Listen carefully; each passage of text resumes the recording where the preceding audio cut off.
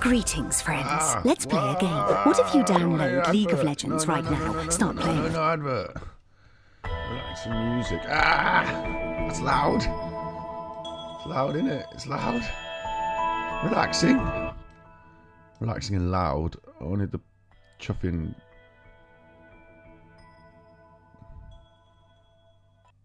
Go there. Can I hear it? Can you hear it?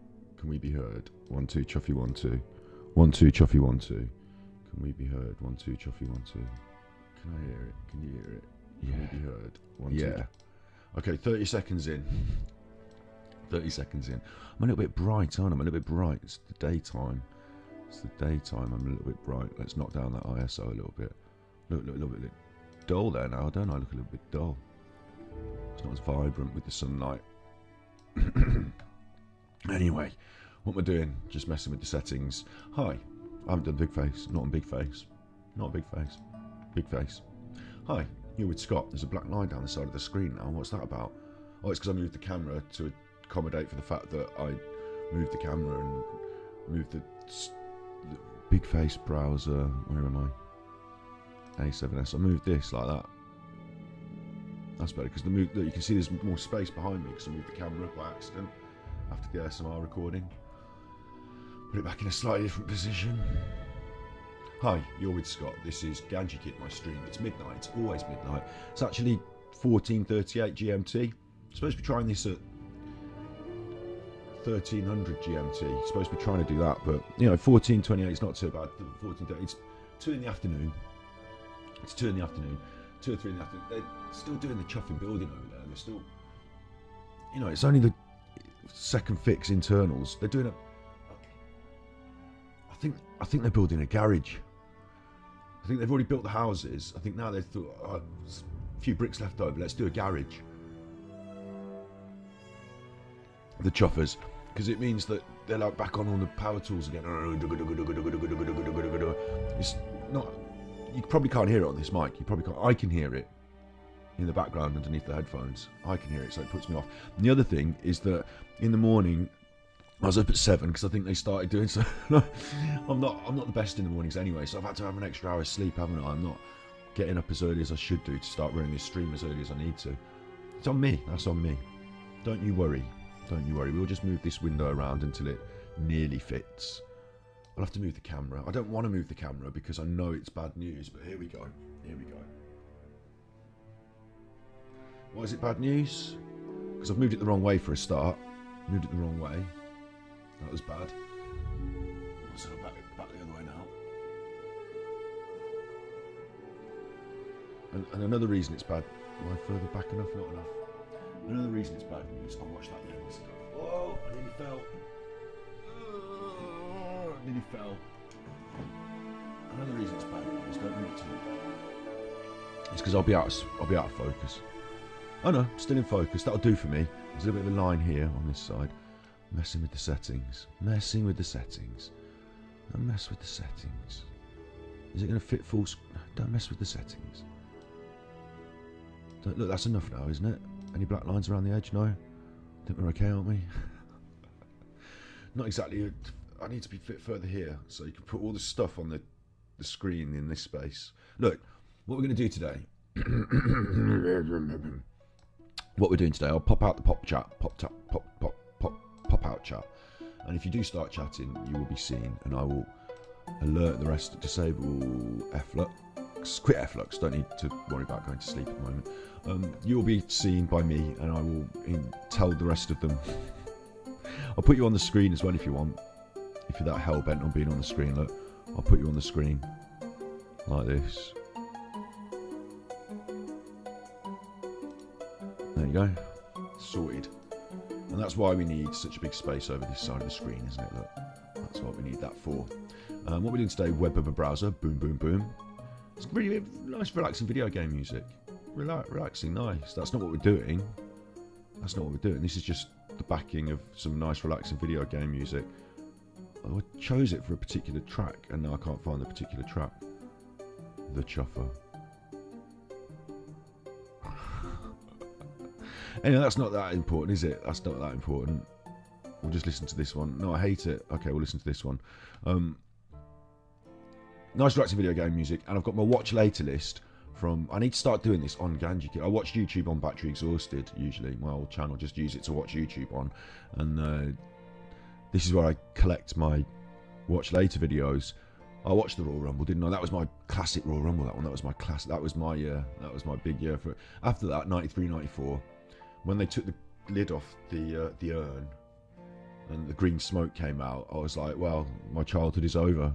I'm officially a curmudgeonly teen. So what I want to do is baggage meltdowns, really. Baggage meltdowns. So that's what we're doing today. Let's click that and it will take us to... So I've got my essay written, and I've been working on it for about a week. You can't even spell. Look pretty, can't spell. Get out of here. So this is baggage meltdowns. I've only watched that far. Of course, the days of us watching things on the old YouTube, on the old stream. I mean, I'm on YouTube. We're on YouTube. We are on YouTube. Yeah? You get it. You know what the score is. We're on YouTube. But the days of us just watching these videos on the old YouTube are numbered, aren't they? Because the big streamers, web browser, the big streamers have been naughty watching too much stuff, and now we're all going to get punished for it. In that we're not all going to be allowed to watch anything. So we better get these videos off the watch later list. We better get them off that quick. And into our eyes on stream, otherwise they're going to go, and then they'll be gone. And what we'd be able to do about it? Nothing. Just be the old days. Do you remember the old days when people used to watch things on the internet on their streams? Oh yeah, I remember that.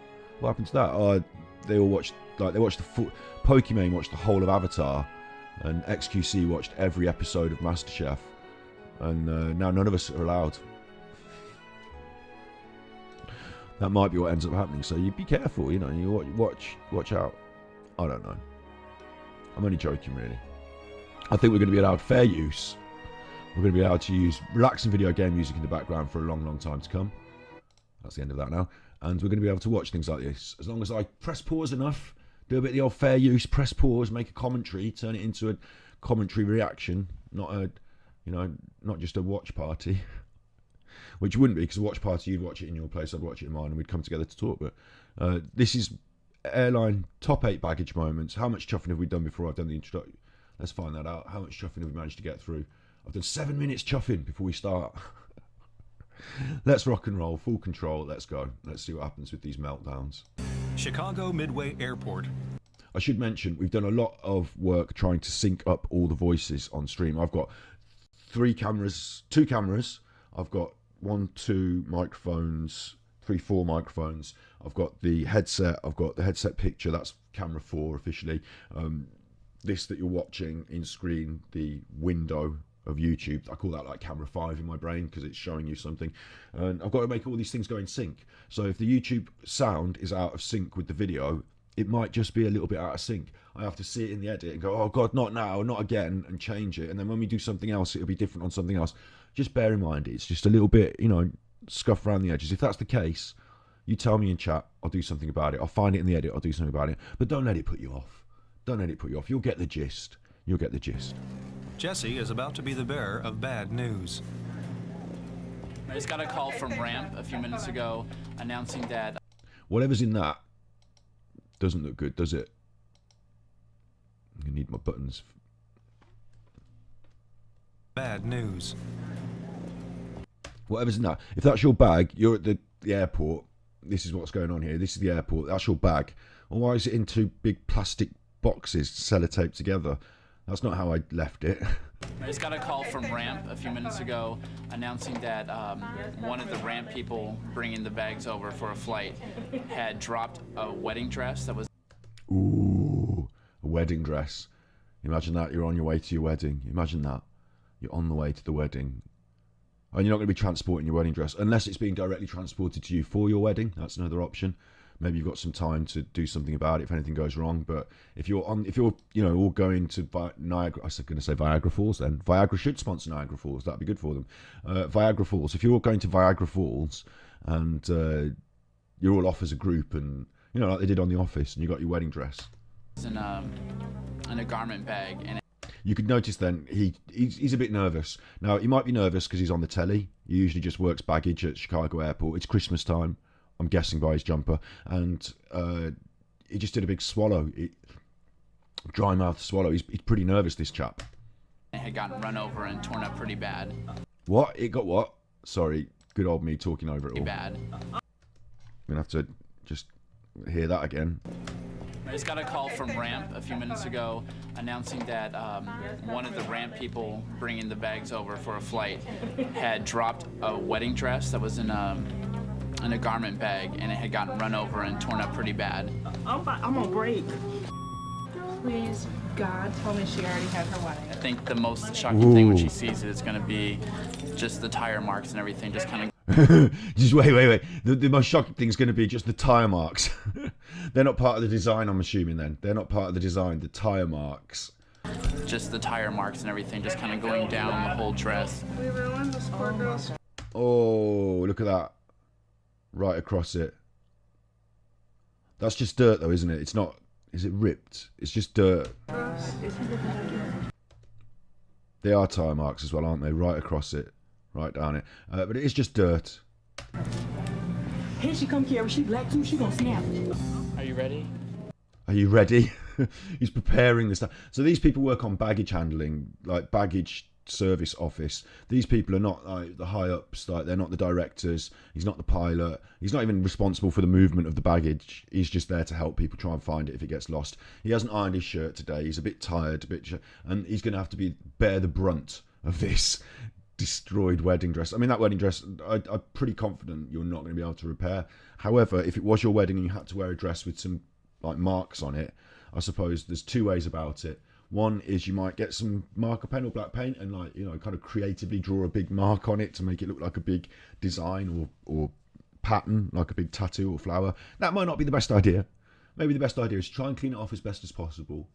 Explain to the guests at the wedding there's been an extraordinary accident, and laugh it off, and you know, wear a dress that's looks like you've been run over.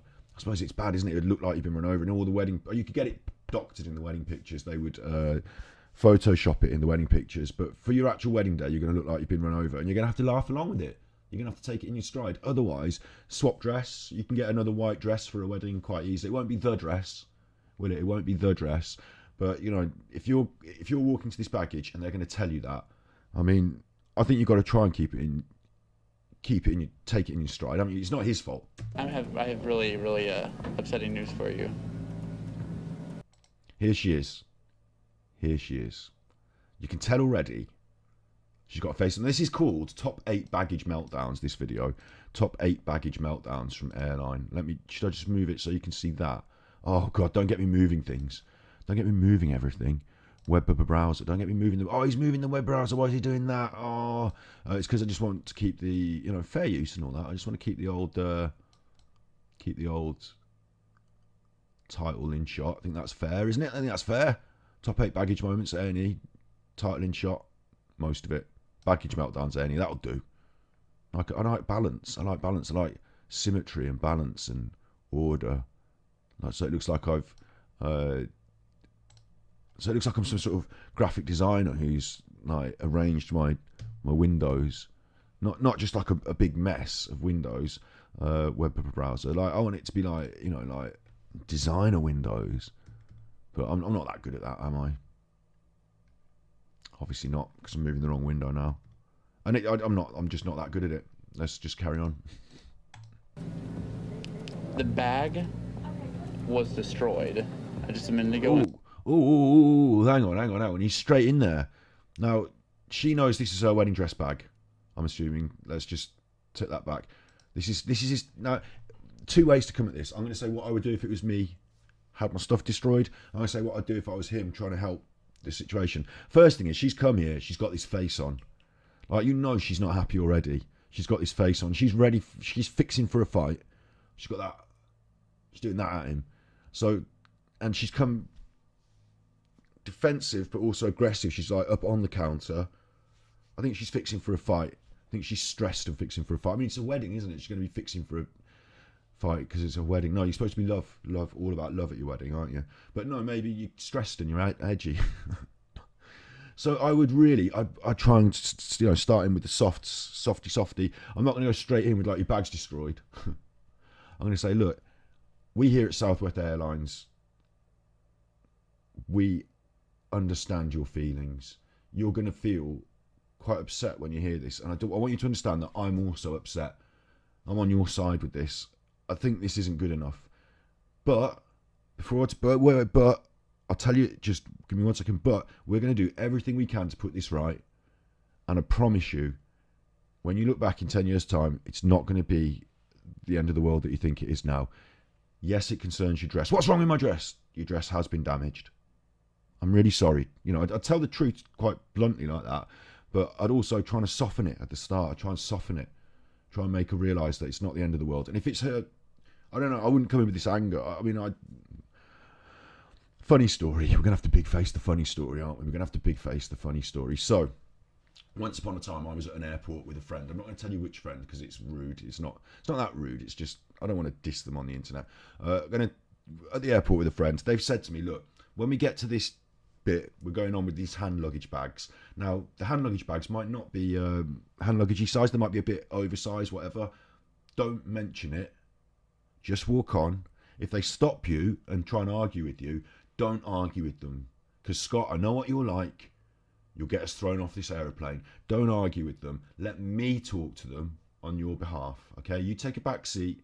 You keep your mouth shut. I'm in charge of this one. And I'm thinking to myself, well, I don't know. I mean, you haven't seen me work. A lot of people think of me as being demonstrative because a lot of my friends see me in social, unregulated occasions where I can just be myself, stand up for what I think, be demonstrative.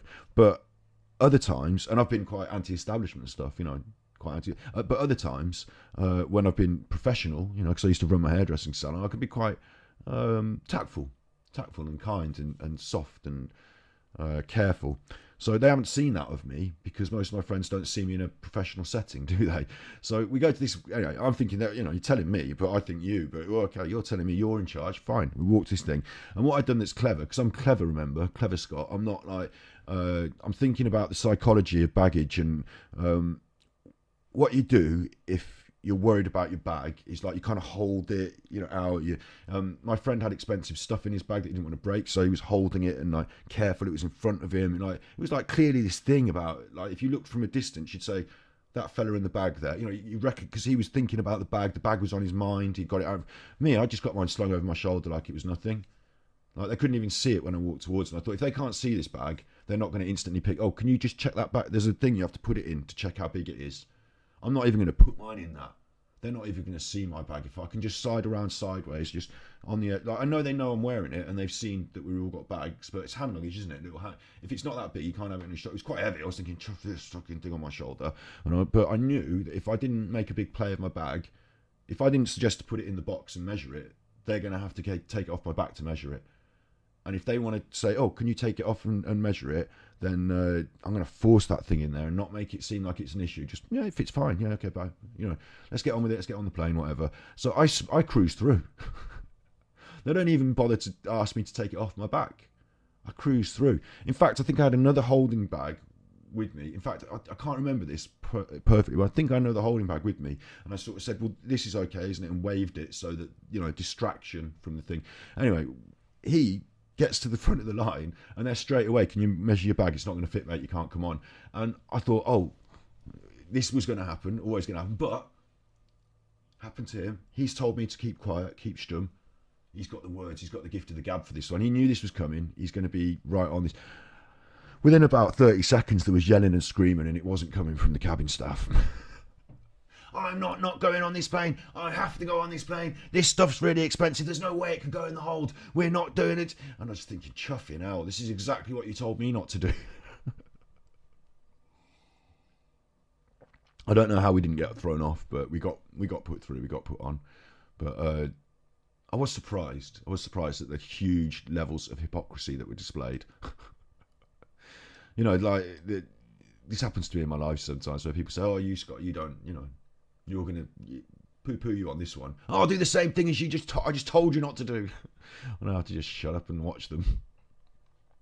So yeah, so I've seen it, firsthand. I've seen it, and I know personally that I'm not into it. I'm not into it.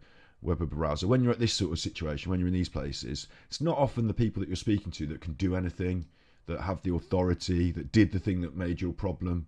It's not often them. So screaming and yelling at them just really don't get you anywhere.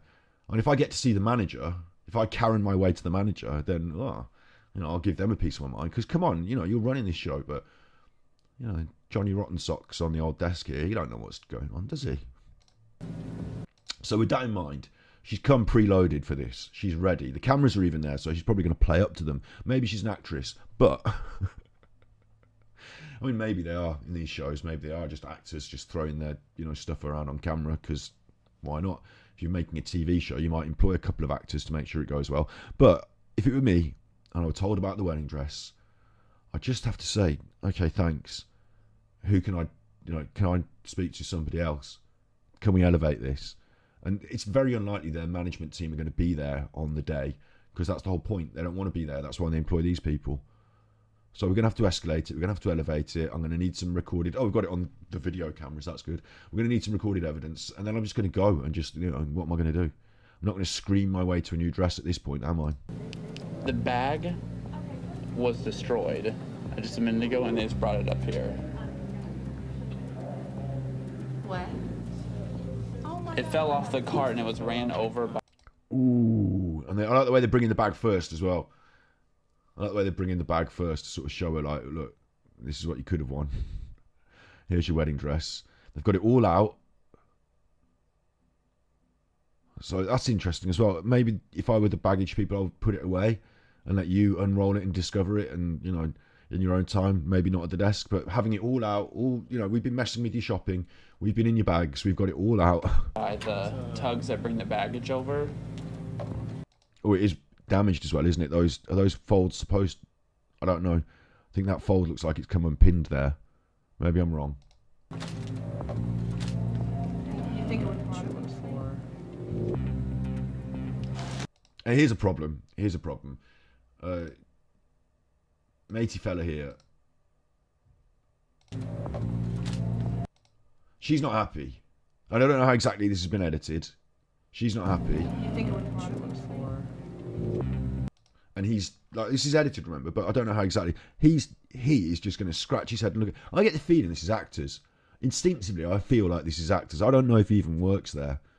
I don't know. Maybe Americans are different to people in the UK, but my instinct, and instinct's important when you're dealing with people and whether they're being honest with you. My instinct is this is not a true way to behave, because you can't have one hand on your hip and one hand scratching your head and say nothing when you know that. I mean, maybe he's that shy, but he's not showing me shy body language. He's showing me almost like performance body language, the scratching the head, the hand on the hip. Almost performance body language for me. You've got a little hair on you there. I'm just going to take that off because you're a nice lens.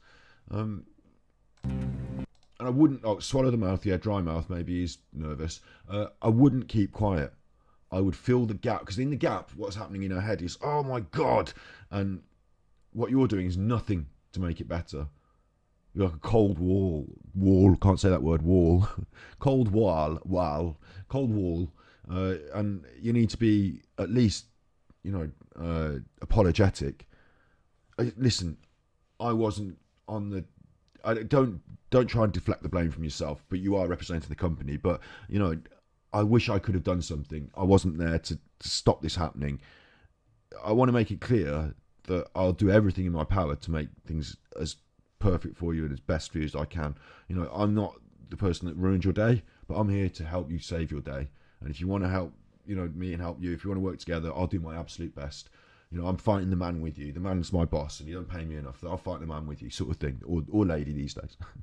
But I'll fight the power with you. Not like,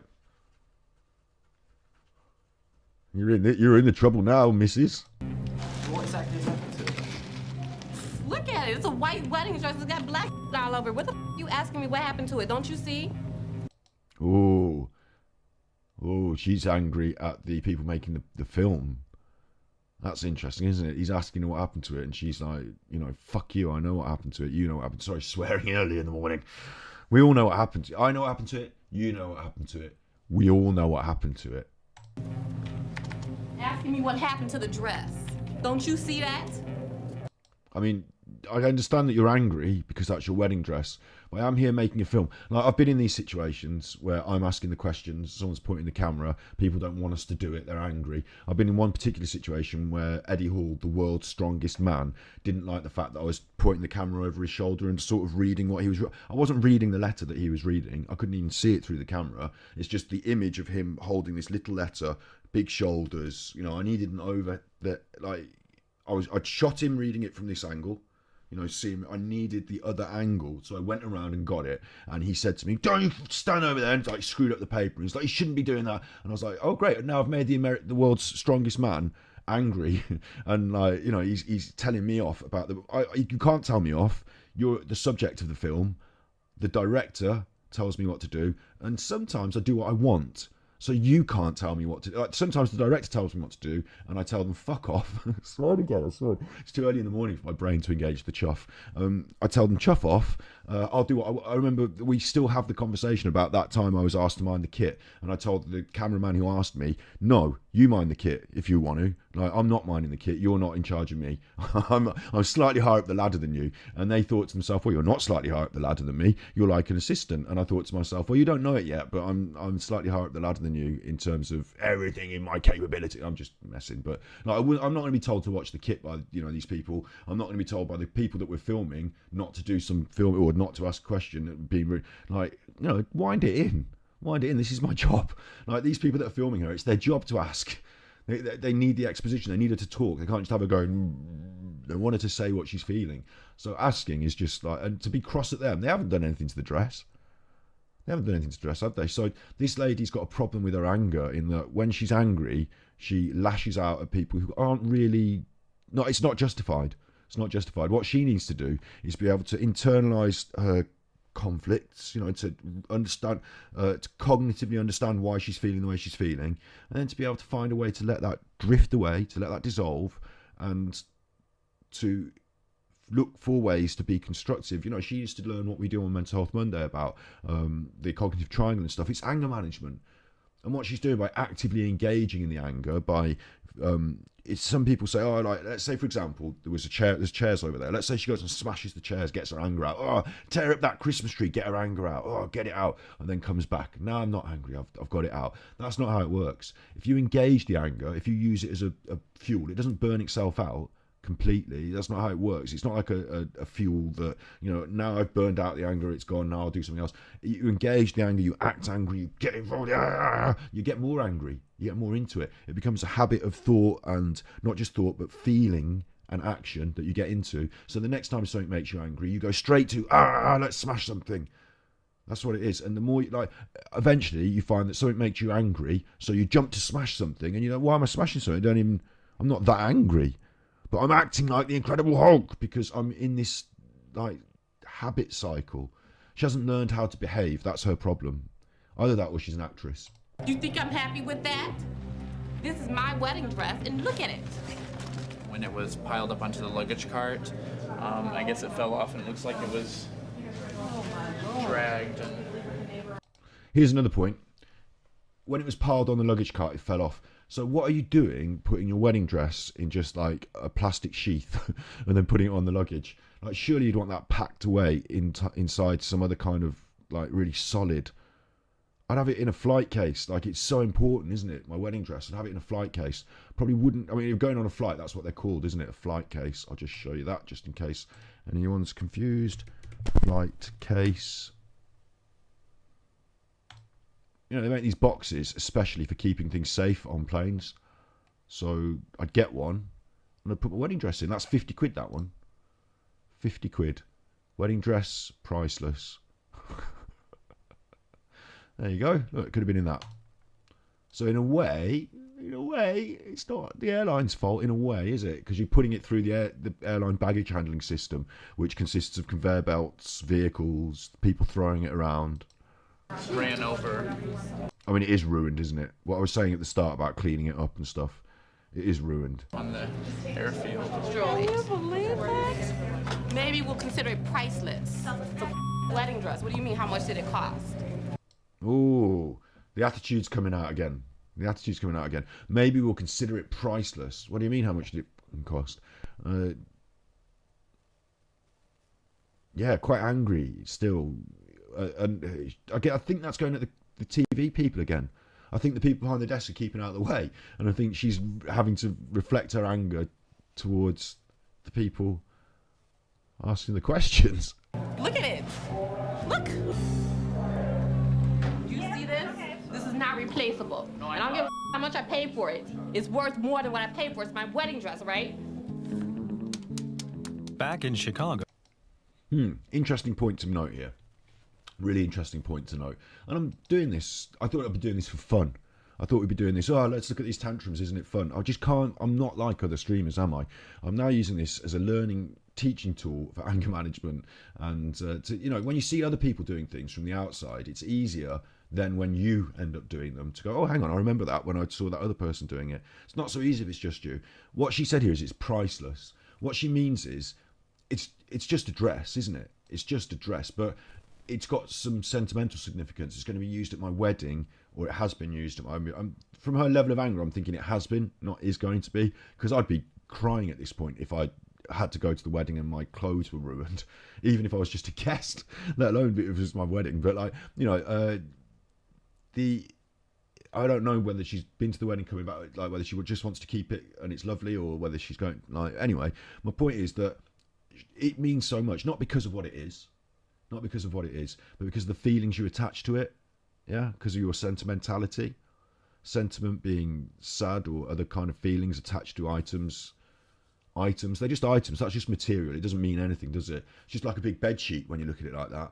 I'm not going to cry over my bed sheets, but now it's the bed sheet that John Lennon slept on with Yoko Ono in that bed piece thing. Oh, it's a special bed sheet now. It's what happened. It's the things that happened. It's not the actual bed sheet. Now it's my wedding dress. Now it's just a dress. Now it's just your holiday clothes. Oh, it's not so important. Well, it is quite important. It's my clothes. I need to wear them. I'm on holiday. I feel bad. I feel out of sorts, insecure. It's my feelings that are the problem. It's not the actual clothes. The clothes thing can be quite easily remedied. New clothes. The dress can be quite easily replaced. New dress. But it's irreplaceable. It's my feelings. Right, well, you're in charge of those feelings. You're creating those feelings. There's two really important points here. One, you're creating them for yourself. You could have a square of the wedding dress, and it would still be as irreplaceable. It'd still be the memories. It would still be the thing. You could still remember it in that way. Still be sentimental. It was the thing that happened that's important, or is going to happen in the wedding, not the clothes you were wearing while you did it. So stop being sentimental about things. I'm not going to cry when I have to throw away this keyboard one day. It's just a plastic piece of shit that's going to end up in a landfill. I'm not going to cry when I have to throw away this hoodie one day. I'm not going to cry when you have to throw away. You shouldn't cry when you throw away your wedding dress. I think some of these sentimental items are really valuable. Yeah, I get it. I've got where's Roland Rat gone? I had Roland Rat in here the other day. My teddy from when I was a kid. I keep that because it's it's sentimental. But if I only had a photo of it and didn't have it itself, it'd be harder to remember, harder to bring back that sentiment forward in my mind. It's there as a memory aid, really, but it itself not that valuable, really, to me. I've still got photographs, I've still got the memories. So she needs to remember some of that. The other side of that that's really important to remember here, to note, is that this is a real person. Like, it might be an actor, but this is a real person who's now feeling really bad. We're now having a big row. These are memories. That's his day at work. I know it's not as important as your wedding day, but all the days are just days, aren't they? Just what you do on them and who you are is different. So his life is no less important than yours. His happiness is no less important than yours, nor is all these other people around you. Their happiness is now being affected by your shot. They're waiting to get to the queue to get their bag back, but you're chuffing and shouting about your dress. It's been done.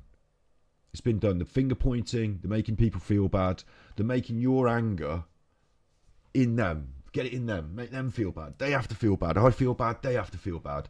That's not going to fix it, is it? It's not going to fix it. And like I said about this sentimentality, what's so important is not the dress, but the feelings that are attached to it. Well, now we understand that, don't we? We understand how important our feelings are. So why are we going to use our bad feelings as a weapon to make other people feel bad? We can't get into that now because we know how important feelings are and memories of feelings. So we don't want this trip to become the trip where I remember feeling bad all my life. Do you remember our wedding? Oh yeah, I remember it. God, it makes me angry even to this day. I have to let that go. And at the same time, I know it's his day at work isn't quite as important to me as my wedding, but I don't want to be the person that's gone around in life with my face on, that's caused everyone else to feel bad around me and have to fucking deal with this. Oh, they got a cob on again. Oh, I suppose I'll have to be quiet. I'll have to watch what I say. Oh no, the thing I've said has made them unhappy. You know, I don't want to be the person that's remembered for doing that to people, do I? So, you know, in fact, it's the wedding day is valuable. Everyone else's life is valuable. So let's treat it with respect and not go spoiling it with your attitude. I know it's hard because you've just lost your wedding dress, but you've just lost an item, like an object. That's all. Maybe we'll consider it priceless. Oh, a priceless item or object. Well, it's not really, is it? I bet I could get you an exact replica that you would never know is different, you know, from the same shop.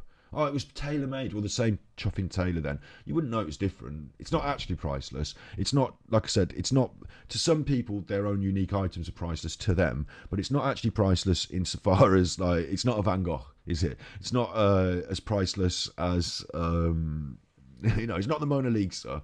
It's just a dress. Wedding dress. What do you mean? How much did it cost? Look at it. Look.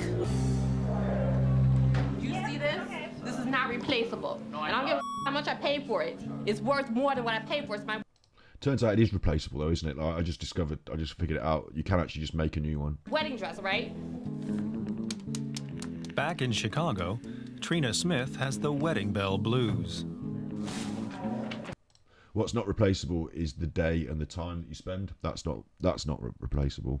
Was she treading on I have it a then? 2-year-old daughter who was not able to go to Vegas for the dress, right? Back in Chicago, Trina Smith has the wedding bell blues.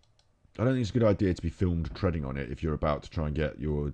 I mean, it has been ruined, hasn't it? It has been ruined, but at the same time, you know, you're going to try and get your... You don't want to prove that you've damaged it as well, do you? I got married yesterday and now look at my dress. I have a 2-year-old daughter who was not able to go to Vegas for the wedding, and I was going to take pictures, my husband and I, and my 2-year-old daughter. Okay, so she's not got married yet. She's not got married yet. So it's not actually priceless because it's not the dress she got married in. She can get married in a different dress, and that can be considered priceless to her because it can be her wedding dress. This was going to be her priceless memory, but it's not actually yet because she hasn't made the memories. And she's quite selfish, isn't she? She's going to Vegas to get married, and her 2-year-old daughter, who can't go with her, she doesn't really want her there. She doesn't want her daughter there, otherwise she'd have gone somewhere where she could go. So she doesn't want her daughter there at her wedding, and she's going to use her daughter as leverage in some way, like emotional guilt trip leverage. Even though she doesn't care about her enough to take her to her own wedding, she's going to use her as guilt trip leverage to try and make you feel worse about the fact that she can't be married in that particular dress. I have a 2-year-old daughter who was not able to go to Vegas for the wedding, and I was going to take pictures, my husband and I, and my... Look at his face. He's just like, oh, like he's looking at that thinking, one, I spent loads of money on that. I'm hoping we're going to get that money back. Like, two, I can't look at my wife because I don't want to be like eyeline, anger, trouble. I just want her to shut the fuck up, get on the plane, and let's just go to Vegas. I don't really care if she's wearing this or something else, but I know this. I'm never going to hear. He's like, oh my god, like he just wants an easy life. He don't want this shit. He's thinking like, you know, is this? He's even thinking, I bet he's even thinking like, you know, is this a bad sign for the marriage? Like, is she going to behave like this all the time? I'm going to have to put up with this for the rest of my life. 2-year-old daughter in our wedding dress. Was that?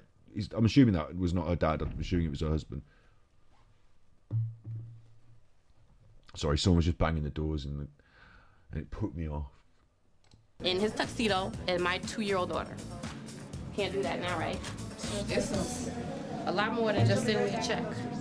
I'm sure of that. They should have... Look at her taking all the photos. This is a while ago, isn't it? Look at the quality of the camera. She said it's a lot more than just sending me a check. So already she's got in her mind that she's going to get some sort of extra compensation here. They've obviously got rules. They've obviously got policies.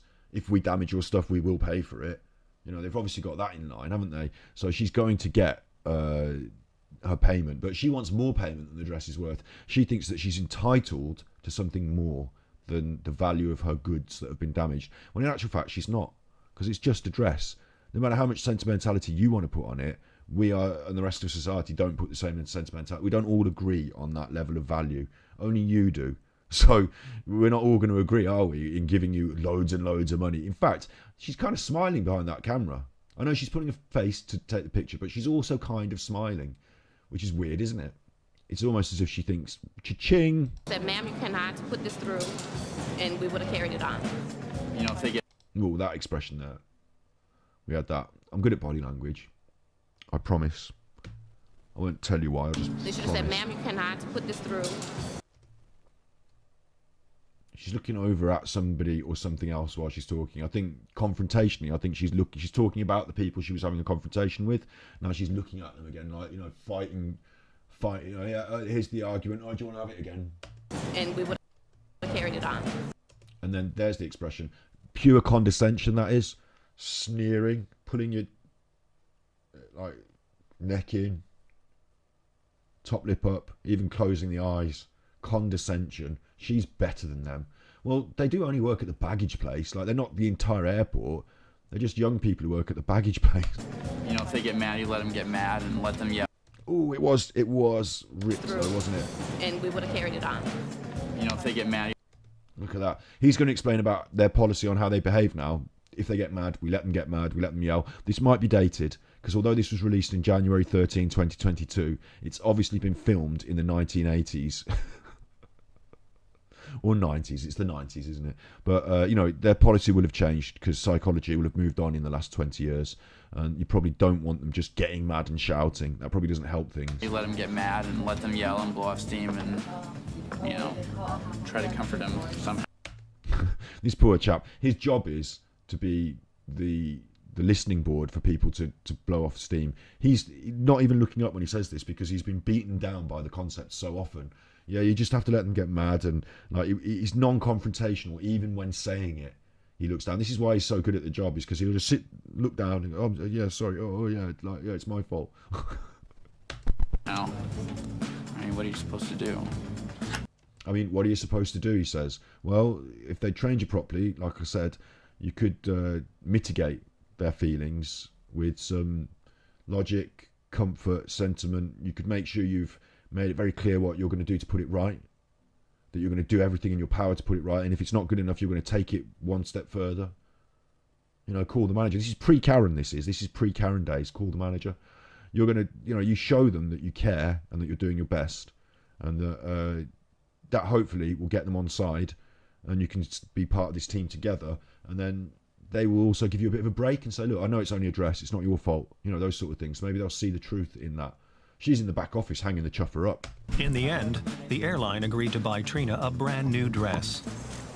Well, of course they did agree to buy her a brand new dress. It's written in the rules when you put your stuff on the, you know, you kind of like got a contract in your service. If you destroy my things and I'm using your business, you have to replace them. Of course they did. It wasn't like out of the goodness of their heart.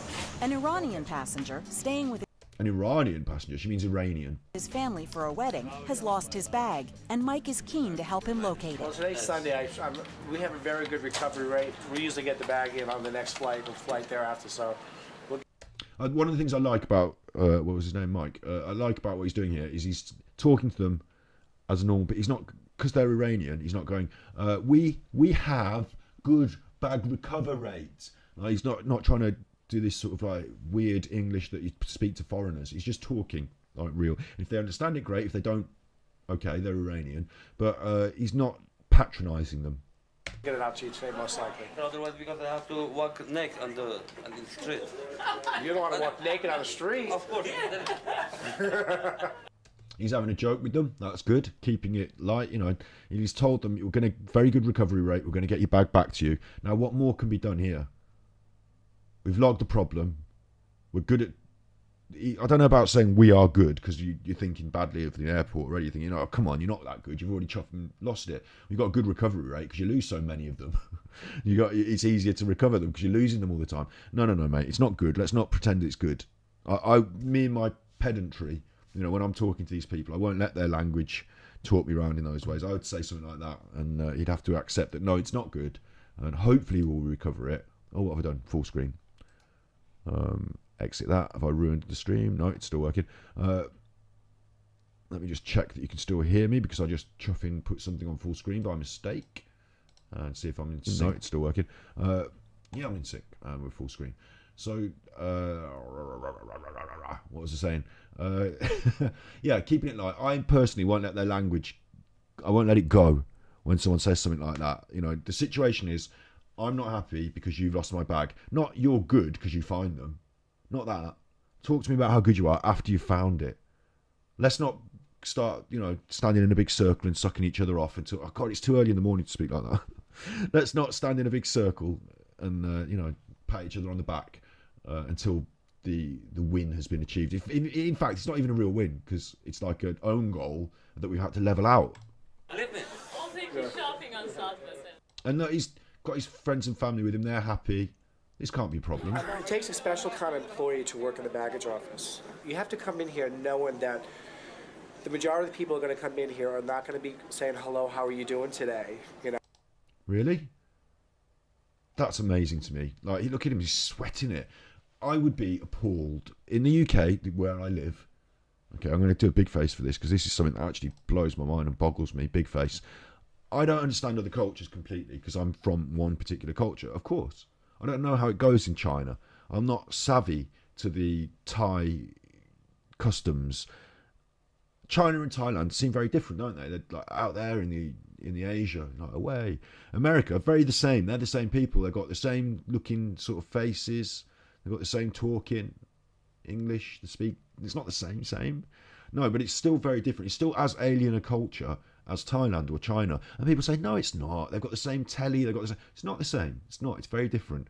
And it's similar, but those similarities mask the differences. Now, in the UK, it was taught to me as I grew up that you should be polite. It doesn't matter what the situation is. Like, okay, there are some extreme situations where politeness goes out the window. But if you're walking in through a door to somebody's place of work and they're behind the counter, they didn't lose the bag. If you're walking there, it doesn't matter how angry you are, you have to be able to control your feelings and be nice to people, be polite. Good afternoon, how are you? People are always surprised when I ask them how they are. Like if they're working at the checkout or behind the bar and they say, good afternoon, sir, how are you? They've been taught to, they've been made to. It's not usual. They're not used to doing that. With that, because they're younger people these days. I'm the older people. but they're used to just going, you're right, what's going on? You know, not speaking with this polite, eloquent way. So they say, good afternoon, how are you doing? Like, you know, the way their manager told them. And I say, I'm fine, good afternoon, how are you? And they don't know they're like, what? Nobody usually asks me this. People just usually say, can I get a drink? Give me one of those. I'll have this, I'll have that.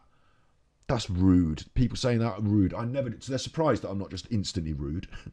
But, you know, only a few years ago, people were taught to behave. And the correct way of asking for things is to say, good afternoon, how are you? Or good morning, how are you? They'll reply with a pleasantry. You say something pleasant back, like, good to hear it, or I'm sorry to hear it, depending on the way they're feeling. And then you say, please may I have. That's the next thing that comes. Please may I have. Or in this case, I've been directed to your office. I was wondering if you could help me find my bag. You know, you say it in a nice way. You know, it's like, give me this, give me that. Please may I have. It's just basic courtesy. You don't say, can I get? You don't say, give me a, I'll have a. When you're ordering a drink, when you're ordering food, when you're in a shop, it's different in America. In the UK, you don't say, can I get? In America, it's a different culture. Like I said, in China, it's a different culture. I've seen it in action. In America, they do say that, can I get? And the people behind the bar don't go to a chuffing rude, no. Like if I was working in a shop and someone said, can I get whatever? I'd say, no, you can't. I can get it for you. Would you like me to? You'll have to ask me nicely. You know, I'm not being like an arsehole. It's just that's the way it works. You say, please may I have, and I'll get it for you. If you want to get it, yeah, you go behind the counter and get, sorry, mate, you're out the shop. Just please be a bit courteous and polite to your fellow human beings. They're in a situation where they're working. They don't have to put up with your, they do have to put up with your crap. You know, it's not, they're not doing it because they're not putting up with your crap because they're nice people. It's because they have to earn the money and they don't want to put it. So don't make it worse for them. Please may I have. And then when they give it you, say, thank you very much. That's the way it's done. So this guy, he said, people don't come in here and say that. They don't come in here and say, good afternoon, how are you doing? Even if I'd lost my bags, even if I'd seen them go around on the conveyor belt on fire, I'm going to storm in this office, I'm going to be angry, and I'm going to say, good afternoon, how are you? and he's going to tell me how he is, and I'm going to, hopefully he's going to ask me how I am, and I'm going to say, I'm really not happy. I want you to understand that I'm coming in here feeling irate because your company, not you personally, but your company has caused this problem for me. And hopefully they're going to respond with, well, we're going to fix this for you. We're going to help you. Okay. I've told you how I feel. You've responded to the way I feel with some understanding of how I feel to make it better. That's the way that's going to roll. I'm not going to go in there and be rude to him. Right, where's my bag? Sorry, who are you? You don't just come in here being rude. Can I get? Where's my bag? No thanks. The fact that he says, as a matter of course, that's how people behave on a day-to-day in his office, I wouldn't put up with it. Not in my office, not in society. We'd have to have some sort of social campaign to teach people how to behave in better manners, because can I get and demands, and I know in America it's a bit more forthright. You're a bit more like my rights, me. A bit more, a bit less. Maybe a bit less sensitive. A bit less sensitive. Can I get? In the UK, we're not. We please may I have. Please may I have. We've been doing it for years. Doing it for a long time. Please may I have. We've got like polite society. We've got courtesies. We treat people with respect. It's nothing to do with the Queen. It's not about Her Royal Highness and bowing, but it is about polite, civil behaviour that's been fashioned, polished, honed over years and years and years. Maybe the Victorians were a bit more strict. Maybe these days the kids don't do what I'm saying. Maybe these days they're out there spitting on the street and taking what they want. I don't know. But this is how it should be. It's sad for this guy that he works in a job where people are basically really mean to him just on a daily. And he just puts... Look, he's even smiling. He's even smiling. Where are we? Web browser. He's even smiling at that. Why have you got a different picture to me? That's weird. Now I'm going to, Kansas. People are going to come in here saying, what did you do with my bag? Back at LA. What?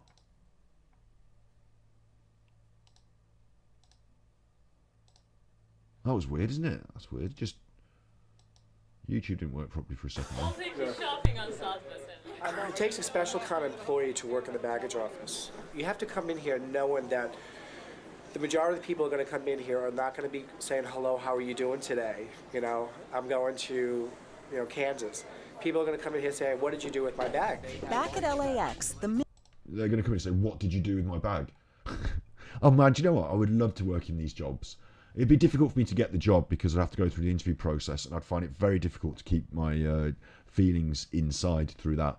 But I'd love to be in this job for a week, and for people to come up and say, like, what did you do? I'd get beaten up, wouldn't I? They'd hit me. What did you do with my bag? I'd just say, sorry, sir, I've done nothing with your bag. With that attitude, I'll do nothing with your bag. Thank you very much. Jesus, what did you do with my bag? Missing suitcase has turned up. It's not about finding you, sir. The thing is, but you're gonna have to take that over the TSA. That's not Southwest, so that's why your bag didn't probably come, is because they were inspecting it. The case has been forced open for inspection by transport security, and a side lock has been broken off. Ooh, it's been forced open and broken. That is an issue. That is an issue. I don't know how it works because I don't travel through America. Certainly wasn't travelling during the 90s. This is probably pre-Twin Towers. I don't know what the security rules are, but if it's the rules they can do it, it's the rules they can do it. But if you prized it open and broke it, I would be cross. But then again, I just see it like that woman with the wedding dress taking the photos. I just see it as one of these routine things where nobody in this office has done this. I'll take the photos, I'll take my bag, and I'll get my reward. Get my money back. I'll make sure they promise me my money back. I'll get my receipt, and I'll just leave it at that. It's only money, it's only an object. I'm actually really pleased because for a minute ago I didn't have my bag. A minute ago I was going to be walking around naked on the street buying clothes at a shop. So I'm actually pleased I got all my stuff back. Should I know that? I don't know who opened that. I'm not from USA, just I'm tourist. Right. I'm a visitor, I don't know who opened that. Where are you visiting from? From anywhere. So I've got my essay written, and I've been working on it for about a week. So now I'm going to show you how I use Grammarly to... One of my problems is I'm not very good at writing or spelling, so I really shouldn't be just using Grammarly. I should be learning how to do the things that I'm not very good at, so that next time I don't have to use Grammarly. Otherwise I'm going to be dependent on Grammarly all my life, and they're not always going to be there for me when I'm trying to write things by hand, for example, or talk in public, private, polite society. They have their own system, and you're going to have... thought it was interesting when he said, "Where are you from?" and you went, "I could be from anywhere." He's already in America. He already knows his rights. You don't have to question me. I could be from anywhere. It's definitely pre-Twin Towers. This is though, isn't it? Because you wouldn't be behind the counter chatting to them about your opened bag if you were from Iran, would you? They wouldn't be having that. To follow agreements with them and see what they can do. I said they are not allowed to break the lock. But they are not allowed. No one. He's saying that. He's angrily stating they're not allowed to break the lock, but I don't know if he knows that for a fact. So it's very American again, isn't it? It's very American. You're not allowed to do this. These are my rights. But sir, no one. Sir. I don't think I'd get that in the UK. In the UK, I think there are people these days who think they, know this and that. But most people probably, if you're in the airport and they probably wouldn't know the true rules. And in the UK, I think we'd probably, maybe it's just me and my view of polite society, which isn't actually true these days. But I hope that we would be more polite and just say, okay, I'll look into that. I'll find out and get on the Google, find out the rules, find out the truths, and then start talking. Sir, you might want to talk to them though. There is no key. There is no lock. Why they broke it? I have no idea, sir. Take it, please. You know what I mean? There is no key. It was not locked. Why they broke it? The bag is still usable as far as it's going to lock here and it's going to lock on the side. No, that's only. That's only. They are not allowed to. Okay. No. I wouldn't have said that to him. I wouldn't have said the bag's still usable. Get on with it. Arguing with him, he's angry. It's broken. I'd say absolutely yes, it's broken. God, I can't believe they did that. Those people at the TSA or whatever. I can't believe they did that. What are they playing at? I'm really sorry, sir. On behalf of our airline, I'm really sorry. It wasn't us that did it, but I will do everything in my power to make sure that the authorities hear of this. From anywhere. They have their own system, and you're going to have to follow agreements with them and see what they can do. I said they are not allowed to break the lock. But they are not allowed. No one. But sir, Sir, you might want to talk to them though. There is no key. There is no lock. Why they broke it? I have no idea, sir. Take it, please. You know what I mean? There is no key. It was not locked. Why they broke it? The bag is still usable as far as it's going to lock here and it's going to lock on the side. No, that's only. That's only. They are not allowed to. Okay. No, check that. Okay, but what should go for the. There's nothing. No, in airline, but. And she's got the right idea already, hasn't it? She's thinking I don't want to be in here anymore. There's nothing we can do. Let's just leave. What are we going to gain by standing here and rowing? What would make you happy then? Just I gave it to airline, not to them. Yeah, but sir, when you They're fly the responsible. airline... Just you're responsible.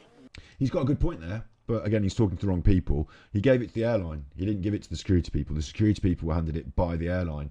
So he's asking the airline to keep his bag safe. They should return it in the order they got it. And okay, the TSA did it, and it's like, well, you talk to the TSA then. I want my bag returned in the order you gave it, or the compensation. That's a really good point, but I don't think he's getting it across very well. We don't assume responsibility for damage done by the government's decision. Back in baggage, Mike. And they're saying we're not responsible. I wouldn't just stand there and tell him.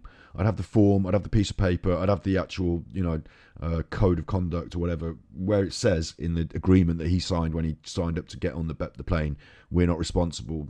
Take that, and this is the line that you need to write to our management about. Please take it up with them. Because I agree. I don't think it's quite right. And maybe we can do something together. If you take this piece of paper, I've noted it there. That's the thing. All that business. Convince the passenger that proper procedure has been followed.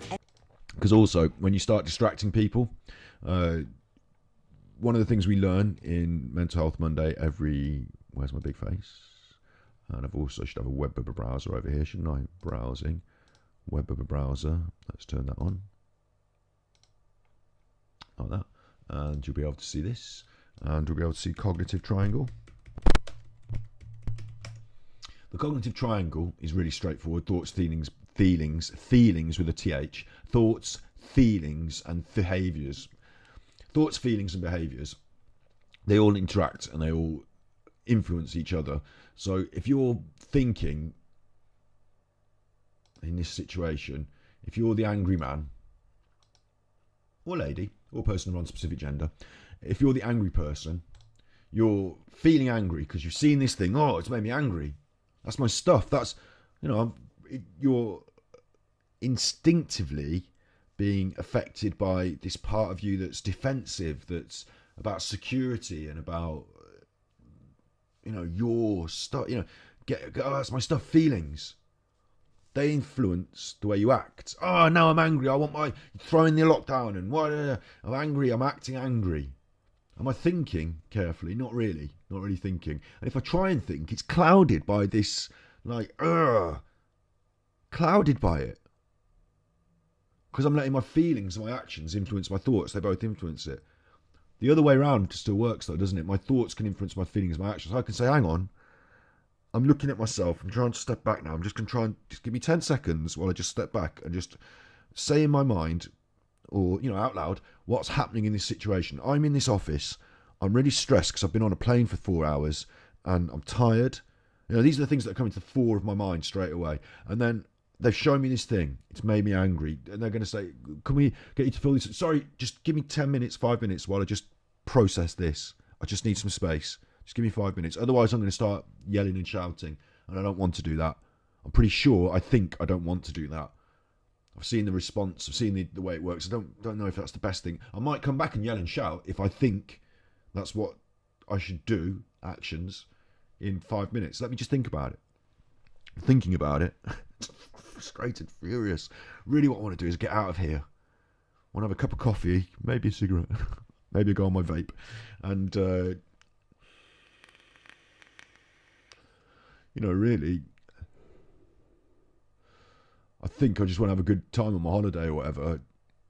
I think the best way to get something out of this is to deal with this person, and they've got to help me get my bag back. So being confrontational with them is not going to get me what I want. I can start to adjust the way I act, at least, because of my thinking. That's that politeness that I said, isn't it? It's not my first burst feelings. Right, give me this. I want that. I feel like a packet of these. It's a thought before that says, hang on, I'm going to act differently. And please, may I have a packet of those? If you're not too busy, could you find the time to get a drink for so-and-so, please? That sort of business. So then you can go back in that situation. You can get much more out of it. Much more out of it. Thoughts, feelings, behaviours, the cognitive triangle, and our top baggage moments. So, done by the government. The passenger that proper procedure has been followed and nothing baggage. Mike's convinced the we don't assume responsibility for damage done by the government's decision. Back in baggage, Mike's convinced the passenger that proper procedure has been followed and nothing has been taken from his case. He's worried that something's been taken. I get it. So he's going to have a good look through. But what I was saying, like here, I know he's going to want to get into his stuff. Okay, so maybe I'm wrong to try and distract him with some paper. But what I was saying was thoughts, feelings, and the cognitive triangle. My ability outside this, when someone else is being angry, is to try and change those thoughts, maybe some of the actions. It's hard to, and the feelings, get to the feelings through the thoughts. So distracting someone by giving them a piece of paper, something else to look at, something different, a distraction, and saying, on this is a method that we're going to work together to make things better.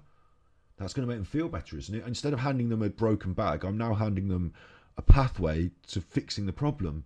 So that surely makes you feel a little bit better. Someone's trying to help. And I've taken their mind off this thing. Then we can go back to the bag in a minute. You can get angry again in a minute, don't worry. But I can try outside to get involved in this triangle by changing the way people think. And have you ever had it where you're angry and someone says to you, oh, let's see a smile.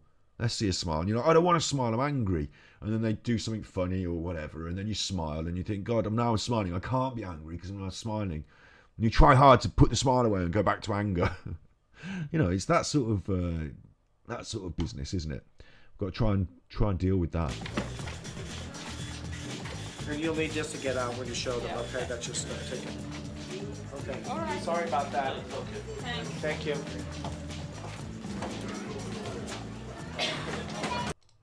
That was an easy one. It wasn't even a meltdown. How dare they put that in their top 8? It's not even a top 10, it's a top 8. How dare that make it? It wasn't even a meltdown. Good luck with the wedding. Maybe in America it's different. I mean, I don't know, because like I said, I'm not in America. Maybe you start at a higher level of being rude. Maybe you start being rude a little earlier. Where's my bag? I want this. And maybe you don't get to that other level. Because in England, I'll tell you what, in the UK, we can start out polite as you like, but we can end up like smashing those windows, tearing the desk down. We can end up as rude as you can get. I'm not leaving here until I get my back. We can end up absolutely as rude as you get. So maybe once that veneer of politeness has been cracked, we go a bit further and harder. Maybe you do in America. I thought that was a really easy resolution and not even a proper meltdown. I've seen meltdowns that would make that meltdown look like a freeze up. Any human being would feel frustrated if the bag was opened up and there's a note in there saying that they opened your bag. We didn't get the full edit, obviously, it was cut, but what he's saying there is what I would say to him. Of course you feel angry, your bag was open, of course. I understand, that's what they need to hear, that's what angry people need to hear, is that you understand why they're angry for a start. Not that you're on the wrong side, not that you oppose them, not that you stop you doing this, stop being angry, you chuffer. But I understand, yes, you are angry. I'm not saying you should act out that anger in violence and aggression, but I'm saying I understand that you're angry. You know, so I feel for the gentleman, but as much as I feel for him, I'm also agree with security procedures that have been heightened security since September 11th, and we need to do whatever we can do to make sure the airline is safe and that all There you go, that was post 9/11 then, since September 11th he said. But it can't have been that far from it because they're letting him behind the chuffing desk. passengers are protected. I want my luggage before I leave. Annabelle Oliver is en route from New England to New Zealand. Unfortunately, it seems her bag hasn't even made it as far as LA. Oh, I am so mad. So what's happening here is different in different countries. In the UK, we don't go like London to Birmingham, then to LA. We just go straight because, you know, it's such a small country. Why are you flying around it on a plane? But in other countries, you do, like, you know, your flight from one place to another might have to go via another American city because you, right, yeah. So that's what's happened. She's gone. She hasn't even got out of America yet. She's going to New Zealand. They've all, yeah, she's apologising, but it wasn't his fault before when she was giving him the hard time. Do you remember? She was giving him the hard time because she thought the bag was lost. It wasn't his fault the bag was lost. So again, it's not his fault. So I don't know her justification for, oh, now I realise I shouldn't have given you a bad time because it wasn't your fault. It's not justification really, is it? It's not justification. But again, these baggage meltdowns are awfully mild, aren't they? They're not real tantrums. Yeah. Which is disappointing because maybe I should vet the videos before I show them you, but I was promised tantrums. And I've now promised you tantrums, and you'll be throwing tantrums if you don't get your tantrums, won't you? That won't be acceptable. So I think what we'll do is we will skip through the next one and make sure that it's actually a tantrum. That's the. Can't you ask someone else who's got some? We're tagging them now. Chuff off, Coach Grammarly. I don't want to hear how you can't spell. It makes My me job angry. is to make college easier. It makes me angry that people who, like, the whole point of those things like spelling, punctuation, and grammar is like you get graded on it. You shouldn't use Grammarly. You should just learn. Right, so let's see this next one. I'll try and skip through it if he's not throwing a tantrum. And Good job. I'll tell you what, as well, that's really American. Like, not, I mean, I don't know because I'm not in America, but she's not actually incredibly cross.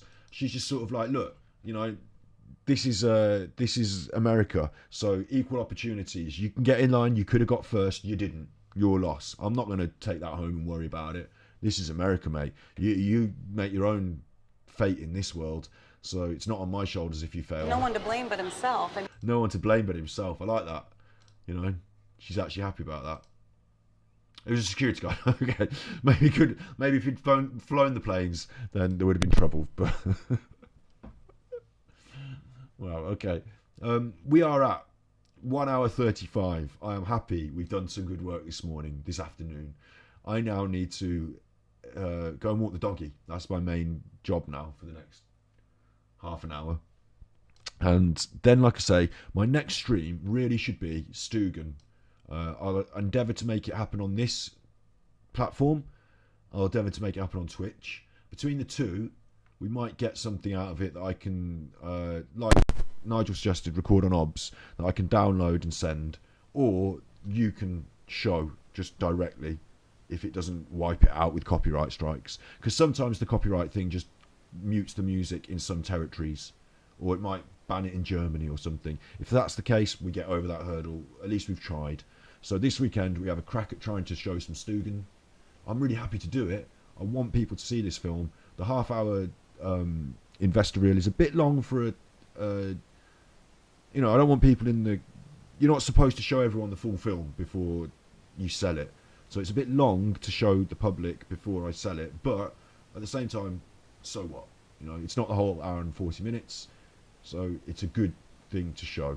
And that's what we're going to do. Next stream, either next stream will be tonight.